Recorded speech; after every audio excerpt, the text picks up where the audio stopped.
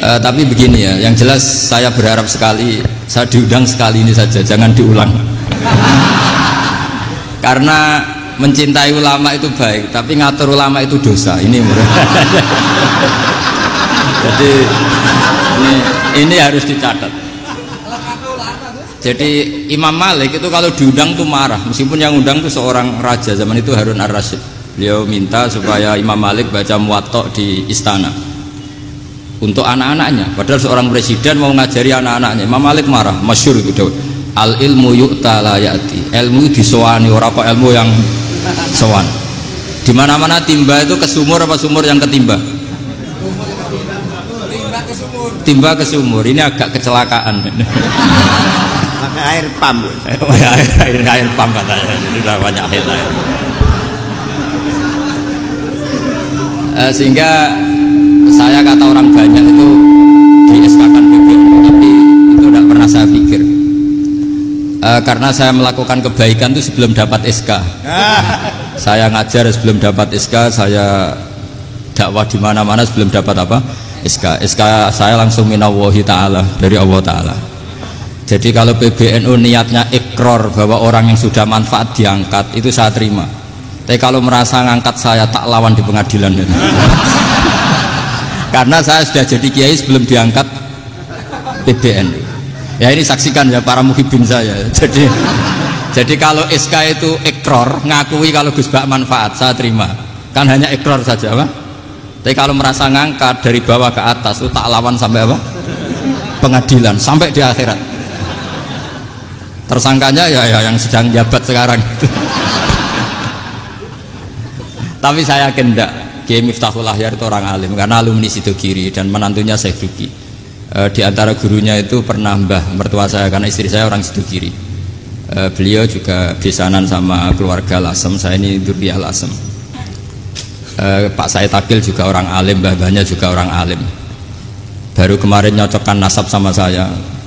Buyut-buyutnya beliau itu adik buyut saya, pernah cocokkan sama saya. Gus, saya sama saya tua mana? Tua saya, buyut kamu adik buyut saya, kata saya gitu. Tapi saya tetap hormat sama beliau karena ya pernah sepuh umurnya setidaknya. Jadi saya ulang lagi, ngaji seperti ini itu sebetulnya lebih ke show, pertunjukan, supaya pertunjukan ini tidak dosa. Saya isi ngaji betulan tapi jangan diulang, karena biasa ngaji rutin. Saya di Jogja tafsir Jalalain sudah juz 23, pernah khatam hikam, sekarang Nashihul Ibad separuh. Saya ngaji di Sidogiri Itkon, di Sarang Balaghatul Quran, di Hajen Lubul Usul, tapi sarahnya yang Thariqatul Usul, sarahnya Mbah Sahal Mahfud. Jadi baru di sini ngaji bersaing sama orang yang mondok berapa? 3 bulan. Ini masalah. Masalah. Gak boleh mondok itu harus buat tulis zaman. Tapi ya tidak apa-apa, mungkin laduni ya. Jadi kalau mondok cepet itu kemungkinannya apa? Laduni.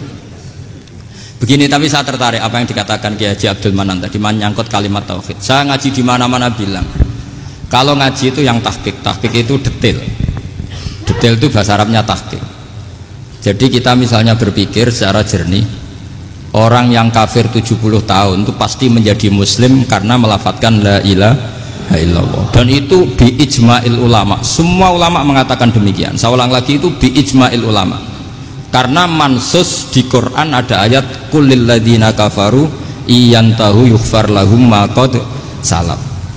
Kalau orang yang kafir 70 tahun bisa dihilangkan kekafirannya hanya dengan kalimat la ilaha illallah Muhammadur Rasulullah, berarti kalimat ini statusnya apa? Penghilang kekafiran. Apa? Penghilang kekafiran. Lalu ada kelompok yang mengatakan gara-gara kalimat la ilaha illallah dan pegang patok nisan itu orang menjadi kafir. Ini kan jadi paradok. Lafat yang kita statuskan sebagai penghilang kekafiran, dengan lafat yang sama orang menjadi kafir. Itu nggak ketemu nalar. Mbok nalar paling apapun tetap nggak ketemu. Kecuali tadi ya dalilnya pokoknya ngotot tadi. Itu memang kacau itu. Tapi alhamdulillah mereka insya Allah ya sadar. Kamu jangan bayangkan mereka tidak sadar terus, berarti kamu doanya jelek. Bisa saja mereka sudah ingin sadar, berhubung digojlok ini terus nggak jadi sadar. Jadi jangan-jangan salah kita karena sering gojlok sehingga yang mau sadar jadi tidak apa? Nggak sadar. Saya tadi jam 10 sampai setengah 2 masih ngajar di pondok saya ngajar tafsir, masih di Rembang sana saya. Terus saya ke Semarang, Delalah Muyassar, ya mungkin agak-agak keramat, jadi tetap jam 3:15 saya bisa ketemu Habib Umar Hafid. Saya beberapa menit ya diskusi tentang manhaj beliau, dan kebetulan saya sering belajar kitab beliau sama alumni-alumni Darul Mustafa. Meskipun saya tidak pernah ke sana, tapi saya tahu betul mazhab beliau karena al arwah junudun apa? Mujannada.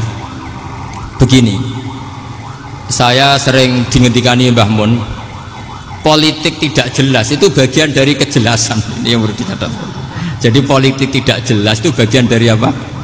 Kejelasan. Misalnya begini, siapa yang mengira Khalid bin Walid yang sangat musuhi Rasulullah, dia panglima orang kafir ketika ngalahkan Rasulullah di perang Uhud, akhirnya Khalid bin Walid masuk apa? Islam. Begitu juga Wahsy, qatilu ahabbin nasi ila Rasulillah, pembunuh Said Hamzah, akhirnya juga masuk Islam. Begitu juga Abu Sufyan, dia pemimpin besar kafir Mekah ketika perang Badar, ketika perang Khandaq, akhirnya juga Islam dan menjadi mertua Rasulullah Shallallahu Alaihi Wasallam. Dari fakta ini kemudian banyak ulama alim yang ngambil sikap itu ya coro Jawa itu anggang-anggang itu gak tegas, tapi gak tegas dari rumusan ilmu yang detail. Saya ulang lagi, gak tegas tapi dari rumusan ilmu yang apa? Detail. Bisa saja orang yang sekarang kafir suatu saat mukmin atau muslim. Bisa saja yang sekarang sedang fasik suatu saat soleh. Bisa saja yang mondok 3 bulan rois PB NU. Sementara yang mondok lama kadang KRT. Tapi itu hanya hukum duniawi. Saya yakin yang KRT ini PBNU di akhirat. Karena mondoknya lebih apa? Lama. Itu tak jamin. Saya juga berencana mimpin NU di akhirat saja, bukan di dunia. Makanya saya mohon SK itu berakhir muktamar mendatang. Karena saya sudah kiai sebelum diangkat. Makanya saya ulang-ulang, kalau pengangkatan itu niatnya ikror, saya terima. Tapi kalau niatnya ngangkat, tak gugat di pengadilan. Ini tidak guyon, ini betulan itu. Ya, tapi ini hanya guyon saja. Nah, ini penting saya utarakan teori ngaji ya. Ini saya bacakan naskah asli Sayyid Umar Hafid supaya Anda dapat barokah beliau. Karena beliau selain alim allamah, muridnya Habib Salim, juga beliau pernah ngaji kutub Sayyid Abdul Qadir Segaf di Jeddah. Juga beliau sering istifadah di beberapa kiai. Ini saya baca teks Arabnya, kemudian saya terjemah. Bagi yang tidak setuju pemaknanya bisa gugat, karena saya baca Arabnya. Yang nggak setuju pemaknanya bisa gugat, tapi tak jamin kalah karena saya paham betul teksnya maknanya seperti itu. Logikanya tadi ya, ketika Rasulullah ngambil sikap tegas kepada qatilu Hamzah yaitu Wahsy, dan ketika Rasulullah ngambil sikap tegas pada orang-orang yang mengalahkan beliau di perang Uhud, kaifa yuflihu qaumun fa'alu bi anbiya'ihim hakadha, bagaimana mereka jadi orang benar atau orang yang dapat apa? Kebahagiaan kalau mereka perlakuannya seperti Nabi seperti ini, yaitu Nabi sujawat masyhur wa kusirat rubah, yaitu Nabi itu wajahnya terluka, gigi serinya tanggal. Orang-orang seperti ini tuh nggak akan bejo kalau orang Jawa, nggak akan falah. Tapi apa yang terjadi? Allah menurunkan ayat laisa laka minal amri syai'un aw yatuba 'alaihim aw yu'adzibahum. Muhammad itu bukan wilayah kamu ngecap orang, menstigmasi orang itu tidak wilayah kamu. Saya bisa saja mengampuni mereka atau menyiksa saya itu atau menyiksa mereka itu wilayah saya, kata Allah. Saya bisa saja mengampuni mereka atau menyiksa mereka itu wilayah saya. Sehingga akhirnya apa? Rasulullah tidak ngambil sikap yang mungkin orang lain mengatakan itu tidak tegas. Tapi itu kearifan. Betul, akhirnya Wahsy malah masuk Islam. Khalid bin Walid panglimanya juga masuk Islam. Dan beberapa orang kafir juga masuk Islam, termasuk mimpinihim, ketuanya yaitu Abu Sufyan. Ini penting saya utarakan. Makanya ini saya baca pembenaran dari konstruksi pikiran tadi. Nah ini supaya khas. Ini khasnya orang mondok 10 tahun nih. Jadi ini tak baca ini. Baik, biar jelas ini nanti tagnya persis ya, tidak saya rubah. Ini di kitabnya Habib Umar Hafid, namanya itu Taujihun Nabi Limardoti Bari. Kalau diterjemah ya mengarahkan orang yang sadar, Nabi itu orang yang sadar ya, sampai ini termasuk orang yang sadar, Limardoti Robbi, menuju mendapat ridho Tuhan atau Allah Subhanahu wa Ta'ala. Saya baca tagnya ini di halaman 179. Ini tidak ada yang saya rubah, tidak saya kurangi. Bismillahirrahmanirrahim. Fala budda an nuwattina qulubana ala annana khadamatu ahli hadzal qaul.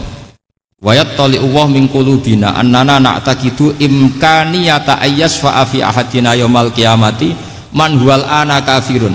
Yuslimu faya'lu sya'nu indal haqqi fayakunu sababan li khalasika fil qiyamah yumkinu dzalik. Jadi kita para dai, para kiai itu adalah khodamatu hadal kaun. Kita ini adalah pelayan alam raya ini yang selalu berharap alam ini akan lebih baik. Orang yang sekarang sedang kafir bisa saja nanti yang nyafaati kamu di akhirat, yaitu mereka masuk Islam lalu Islamnya lebih serius, akhirnya punya hak syafaat. Sementara kamu Islam mulai kecil tapi biasa-biasa saja seperti ini, mulai dulu ngaji terus sama Ki Abdul Manan, nggak pernah yang ngisi ngaji, itu artinya nggak ada perkembangan. Makanya saya nggak ingin ngaji lagi karena saya ingin perkembangan Anda nanti tukang mengisi, bukan yang diisi. Kalau saya nanti ngaji lagi di sini, artinya Anda kalau tetap mendengarkan itu tidak ada perkembangan. Pantas saja semulang Gus Bahak sampean sing ngaji. Sekali-kali ada perkembangan, saya ngaji sampean yang mulang, itu bagus itu. Meskipun itu perkembangan yang menyesatkan.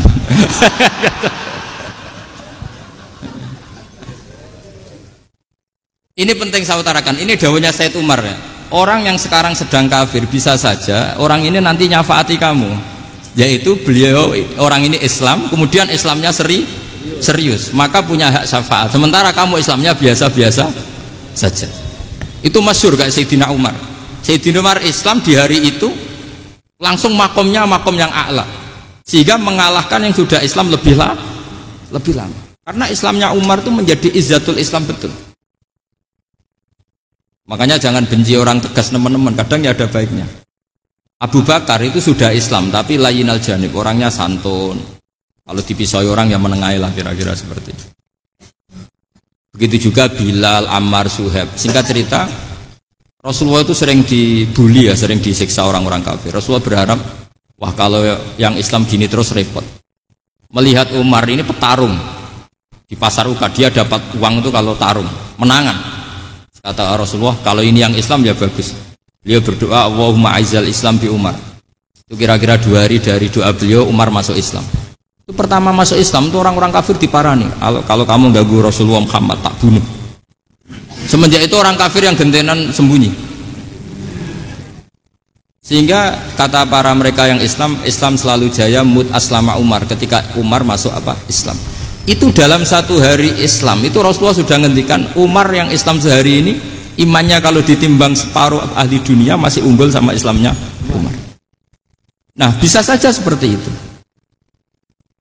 Jadi saya minta sama teman-teman yang mencintai ilmu, tidak tegas itu bagian dari ketegasan dalam ilmiah, karena kita ini tidak mengendalikan dunia, tidak mengendalikan hidayat, hanya Allah piyambak yang ngasih hidayat. Maka sikap kita laisalaka minal amri syai'un aw yatuba alaihim aw yu'adzibahum. Rasulullah yang ahabbul khalqi ilallah saja tidak boleh tegas karena semuanya potensi itu ada.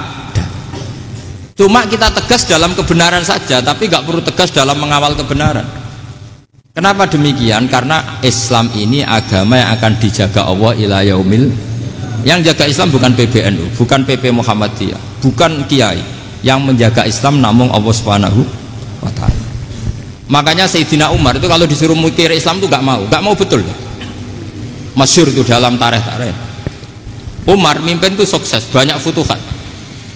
Singkat cerita akhirnya orang itu kelangenan, wah kalau Umar meninggal kayak apa. Sehingga Abdullah bin Umar setiap jalan-jalan itu dibully, kalau sekarang dibully. Ya Abdullah bin Umar, bapak kamu itu gimana? Sudah sepuh mau meninggal kok tidak suksesi.